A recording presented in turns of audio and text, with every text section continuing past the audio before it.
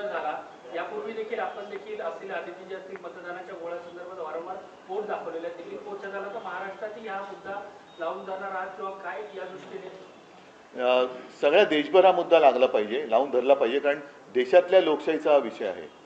जसं लोकसभेला त्यांनी मतांची चोरी केली, महाराष्ट्रात विधानसभेला सुद्धा ते परकला प्रभाकर पण बोलले की 6 महिन्यात जवळपास 45 लाख मतं वाढली. ही आली कुठून मतं?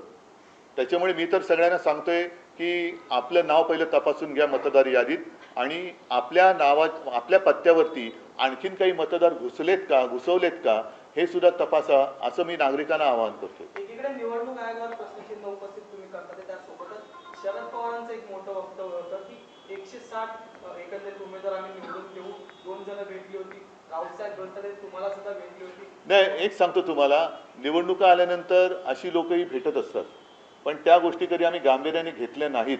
आता असं वाटतं की पुन्हा ती लोक आता कुठेतरी शोधून, कारण त्यांना जास्त आम्ही काय तेव्हा थारा दिलाच नव्हता, कारण आम्हाला अशा पद्धतीने जिंकायचंच नव्हतं. आमच्या कर्तृत्वावरती विश्वास आहे, म्हणून आम्ही त्यांच्या नादी लागलो नाही. आणि आता खरंच ते जे काय भेटून गेले ते पुन्हा कुठे सापडत आहेत, आणि सापडले तर त्यांच्याकडनं या गोष्टी आम्हाला ऐकण्यामध्ये आता रस आहे. तुम्हाला पण भेटली? नाही, मला ह्याच निवडणुकीत नाही, यापूर्वी सुद्धा अगदी जेव्हा आमची भारतीय जनता पक्षाबरोबर युती होती तेव्हा भाजपाचेच एक नेते ईव्हीएम कसं हॅक केलं जातं हे त्याचं त्यांनी इकडे आम्हाला प्रात्यक्षिक दिलं होतं. नाही, आता ते नेते नाही आहेत, आता नुसतेच आहेत. ठीक आहे.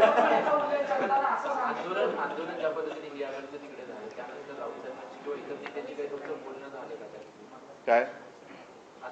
हो, आता संजय राऊतांशी मी बोललो. आता पुन्हा ह्याना तिकडे पोलीस